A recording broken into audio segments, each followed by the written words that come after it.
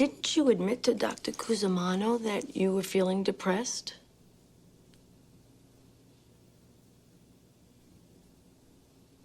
Let me tell you something. Nowadays, everybody's got to go to shrinks and counselors and go on Sally Jesse Raphael and talk about their problems. Whatever happened to Gary Cooper, the strong, silent type? That was an American. He wasn't in touch with his feelings. He just did what he had to do. See, what they didn't know was once they got Gary Cooper in touch with his feelings, that they wouldn't be able to shut him up. And then it's dysfunction this and dysfunction that and dysfunction motherfucking. You have strong feelings about this. Let me tell you something.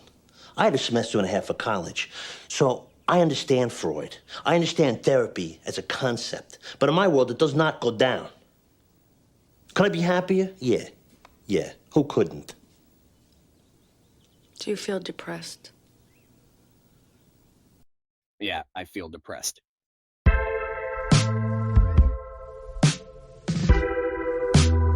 I know what you're thinking. Pretty salacious title. Well, hear me out. I'm perfectly aware that therapy can be a beneficial thing. With the right guidance, encouragement, and help, it can pull some people out of the gutter. However, with every yin, there is a yang. And I'm here to explore the not so pretty side of therapy, the side no one is allowed to question.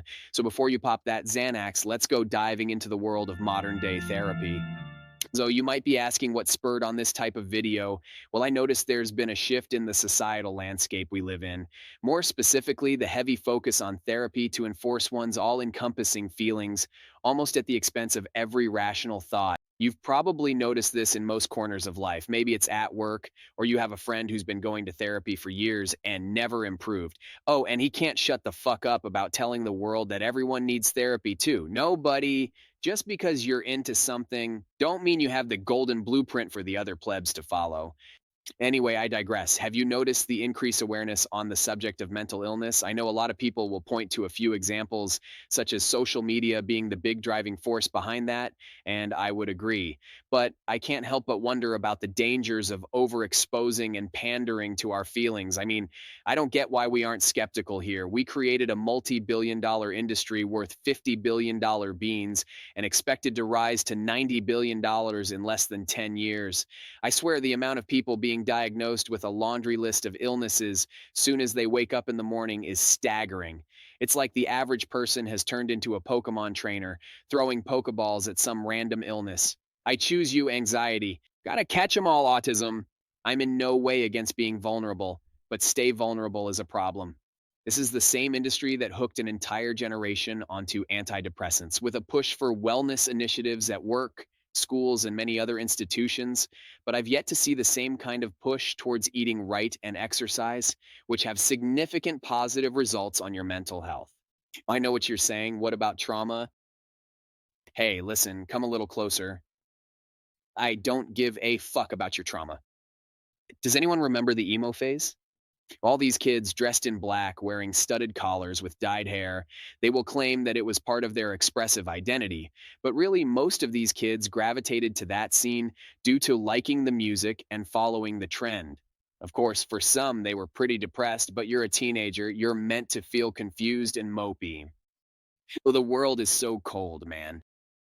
That was a case of how much of you is you and how much of it is culture. And with these kids, for the most part, got rid of the spikes and black nail polish and moved on. But with the current climate, it's a little different. Every era had their movements that centered on some kind of art. Gangster rap was a reflection of gang violence and racial unrest. Punk was anti-establishment, some kind of struggle expressed, usually via music and fashion. Which, by the way, art that required some form of talent to pull off, in the form of songwriting and playing instruments. Can't ignore the positives here.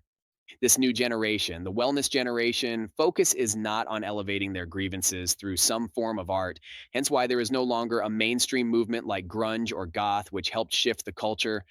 Instead, today's culture is mental illness. One of the lead singers to this movement is the humble therapist. Instead of being influenced to pick up the electric guitar or learn the drums, you pick up pills and pay someone $200 an hour to listen to you recite the lyrics to Not Pretty Enough by Casey Chambers. And with therapists, just like any profession, your mileage can vary. You don't know if the therapist you're seeing is any good. Not to mention, everyone is unique with different personal temperaments and perspectives on life. One method may work for some, but not others. And I get it. It's all about exploring yourself in the hopes that you can find some sort of resolution. But life is complicated, and so is the human mind. There's just too many variabilities to consider, and treating the therapy game as a church of complete truth is dangerous. It can help, but not always. The reason I say this is that I'm sure some of us have encountered a friend who's decided to seek help. Over the coming years, you see a change in them. Someone who was once perhaps interesting, funny, or had that swagger about them has ultimately disappeared. They are hyper neurotic. The focus has now become about their feelings.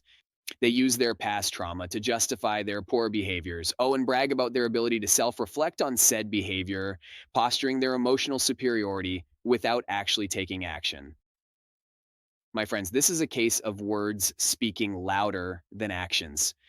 Basically, they went from being depressed and mopey to still being depressed and mopey, but now they've added loud and insecure to their Pokemon collection. Not saying you shouldn't seek professional help, but what I am saying is have a look at people who have made the best of their lives, overcame adversity, stood tall, got their act together, that sort of person. Find out how they were able to fulfill their lives because they have proof in the pudding. Believe me, that's much better than taking advice from equally clueless people as yourself who are drugged up to the gills just to feel numb all day. You have to ask yourself, are you actually happy to put in the steps to improve, or do you enjoy simply talking about it like some verbal masturbation? But anyway, let me tell you a story. Yes, Papa Espresso has stories. Me and a few fellow gentle beans decided to grab some espressos at the local pub. One friend named Dopio, he's a pretty big feller, he just couldn't put down the cheeseburgers, and another named Flat White were engaged in some random discussions. Flat White, whose developing interest and life goal is to have the exact same talking points as every liberal arts major, including the insufferable need to lecture everyone with their cliff notes of half researched information. Okay, rant time. You know that guy, the desperate to appear like an expert kind of guy. You could be talking about any topic on earth, and somehow he'll chime in with his big brain, subjective opinions, trying to express it as if it's facts. It's like opening a coffee shop and taking advice from someone who's never started a business, nor likes coffee. Listen, I too can read things on the internet and regurgitate them. That's called rope learning. It's not an indication of intelligence, is what I'm saying. I, for one, may be dumb, but I ain't stupid. Oh, and you guessed it, he's in therapy. And then you have Dopio. And before you ask, his name that, not because he is a dope, but after a coffee. You see, Dopio means double in Italian. Also, for further context, yes, he is a dope. More dope than coffee. So Dopio was going on about how he barely eats that much, which we all know is a lie, given the chair he was sitting on was sending me signals for help. Of course, I told the chair to seek help from a professional. You see, I know how you humans operate. Sentences become subjective and skewed. Technically, you can limit your intake of food and still gain weight by simply consuming 2 liters of Coke throughout the day or munch on Skittles for breakfast in the morning. Yes, technically, you're not eating that much. Technically, eventually, Mr. Armchair Expert chimes in and says, you're clearly taking in more than you burn. You're morbidly obese. And I tell you what, calling someone morbidly obese hits a little harder than saying fat. Now, here is the kicker. Flat White has to bring in the magic word trauma. He went on about how his size is to do with some sort of trauma Dopio suffered from childhood. Dopio rejected the claim, but Mr. Know It All was adamant because he is now an expert on trauma. You see, I don't know if Dopio suffered from anything that led to his weighty lifestyle, but to assume that it is trauma is foolish. Maybe Mama Bean overfed him, maybe his parents are heavy set and passed their poor eating habits to him. But let's run through some scenarios here.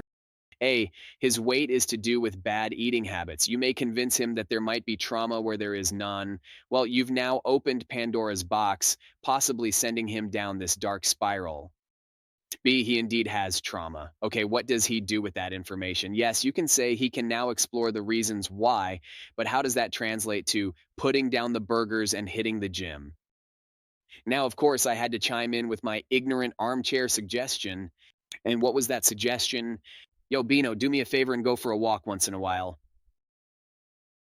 Both poor advice, but that's the difference between theory and practicality. Now for some real talk, coffee talk. Not every person's claim to trauma is legit. It's like that Sniper Wolf incident. You know, Sniper Wolf, that lazy YouTuber with 35 million subscribers who gets her boyfriend to play games all day, claiming it was her. Well, she went on about harassment from another YouTuber named Jax Films. And what was the harassment? He posted clips criticizing her. So what did Sniper Wolfie do? Dox the dude. Is the person claiming harassment really the victim here? Or is it the one whose life is in danger because his home address is on display?